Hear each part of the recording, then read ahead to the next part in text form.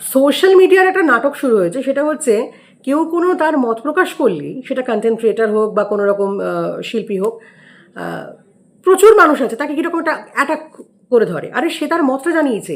Recently Mamata Shankar কোনো একটা বক্তব্য পেশ করেছেন, সেটা নিয়ে দেখছি মানুষজন একেবারে লাফালাফি শুরু করেছে, যা নয় তাই উল্টোপাল্টা কথা বলতে শুরু করেছে। আচ্ছা, মমতা শঙ্কর কে? উনি একজন শিল্পী মানুষ, উনি একজন আর্টিস্ট, ওনার একটা পরিচিতি রয়েছে। অশ্লীল ভিডিও বানানো, নোংরামি করা যদি উল্টোপাল্টা ফালতু লোকের কাজ হতে পারে, তাহলে সুস্থ রুচির পরিচয় হিসেবে উনি দুটো কথা বলতেই পারেন। ওনার সামনে মাইক ধরা হয়েছে তাই তিনি বলেছেন, ওনার কাছে জানতে চাওয়া হয়েছে। উনি তো নিজে নিজে ছুটে ছুটে যাননি, ওনার কাছে মুখের সামনে মাইকটা ধরা হয়েছে, উনি মত প্রকাশ করেছেন। বলতেই পারেন, বলতেই পারেন, ওনারও অধিকার রয়েছে দুটো সুস্থ কথা বলার। ওনার কি পছন্দ অপছন্দ সেটা উনি বলতে পারেন। উনি তো কোনো ফতোয়া জারি করেননি যে এইভাবে শাড়িটা পরতে হবে, কেন পরছো না, এইটা করতে হবে, এই জিনিসটা বাজার থেকে এইভাবে আনতে হবে, উনি তো বলেননি। উনি ওনার মতটা দিয়েছেন।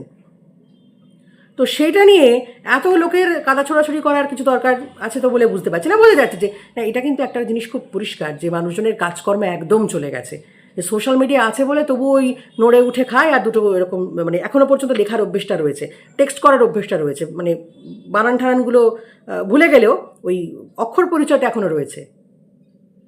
আর সোশ্যাল মিডিয়াতে তো এরকম কমেন্টস বক্স ভরিয়ে দেওয়ার মতো প্রচুর আকাট রয়েছে, যা খুশি তাই তারা নিজেদের গায়ে নিজেরাই মেখে নেয়, কেউ তাদের ডাকে না, পোছে না, নিজেদের মতো করে নিজেরা বলতে শুরু করে দিল। কারণটা কি? তাদের আবার খুব সমস্যা তৈরি হয় সব ব্যাপারে।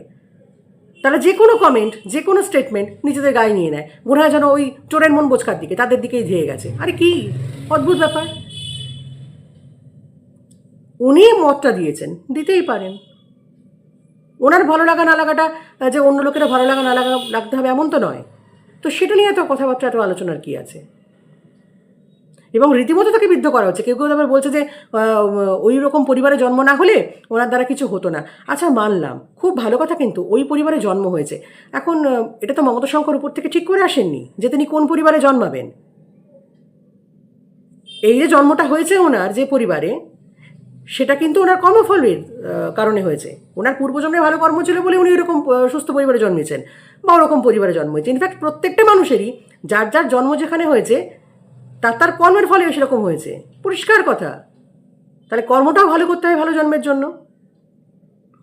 এখন যাদের এই আঙুর ফল টক, কিছুই হচ্ছে না, নে ওনাকে খোঁচাই, এইগুলো বড্ড বোকা বোকা কথা। এই যে আম্বানি, যাদের নিয়ে এত কথাবার্তা হয়, তাদেরও তো জন্ম হয়েছে ওই পরিবারে, তাদের কর্মফলে। তো এই সমস্ত ফালতু কথাগুলো তো লাভ নেই।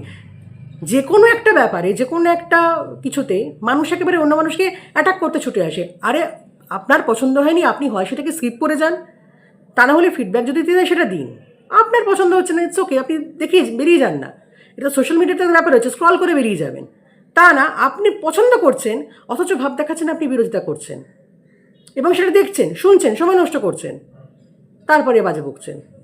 মানে এগুলো পুরোটাই অশিক্ষা না, কুশিক্ষার নমুনা। দরকার নেই তো। আপনার পছন্দ হচ্ছে না, মমতা শঙ্করকে আপনার পছন্দ নাই হতে পারে, উনি আপনার কাছে কিছু না হতে পারেন, উনি, আপনি বিশাল মাতব্বর, আপনি বাড়িতে থাকেন, উনি কাজকর্ম করেন, ওনার একটা পরিচিতি রয়েছে, উনি কিছু না, আপনি মহান। তো আপনি নিজের মতো নিজের ব্যাপার নিয়ে থাকুন না, আপনাকে তো ওনাকে খোঁচানোর কিছু দরকার নেই। এটা মানুষের একটা প্রবণতা তৈরি হয়েছে। ওই যে বললাম, হ্যাঁ এক্স্যাক্টলি, কাজকর্ম না থাকলে মানুষ আর কী বা করে। আমিও লক্ষ্য করেছি, একটা পরকীয়া নিয়ে একটা ভিডিও করেছি, সেখানেও উল্টোপাল্টা বকা শুরু হয়েছে। আরে ভাই, যেটা কেসগুলো স্টাডি করি সেই বেসিসে বলেছি, মানে আপনি কী করেন না করেন আমি তো জানি না, আপনাকে নিয়ে জানতেও চাই না। যেটা বাস্তব কথা, যেটা একটা বিষয়, আলোচ্য বিষয়, সেটাই নিয়ে আলোচনা হবে। না জানেন সার্ভে, না কোনো রিপোর্ট দেখেন, না করেছেন ঠিকমতো পড়াশুনো, কী বলবো? সমস্ত ব্যাপারে তো আপনাদের মতামত কেউ জানতেই চাই না, আমরা জানতে চাইছিই তো না। ইচ্ছে হয়েছে ভিডিও করেছি, বলেছি, আপনার পছন্দ হলে ইটস ওকে, আপনি ফিডব্যাক দিতে পারেন, কিন্তু সেখানে মানে অ্যাটাকিং মোডের কী মানে? অবান্তর অযাচিত কথাবার্তা, কোনো প্রয়োজন নেই। নিজেদের শান্তি নিজেরাই বিঘ্নিত করেন। সবথেকে বড় কথা, নিজেদের চরিত্র নিজেরাই প্রকাশ করে দিয়ে যান। এটাই হাস্যকর ব্যাপার, সেটা নিজেরা বোঝেনও না। এগুলো বোঝার চেষ্টা করুন। সোশ্যাল মিডিয়া তো ভীষণ একটা নোংরা জায়গায় পরিণত হয়েছে। তো কেউ যদি তার মত প্রকাশ করে, আপনার মতের সঙ্গে না মিলতে পারে, আপনি বেরিয়ে চলে যান, আপনি ভিডিও দেখবেন না। তার মত দিয়েছেন, আপনি শুনবেন না, মিটে গেল। তো সেটা নিয়ে এত কথাবার্তা বলার কি আছে?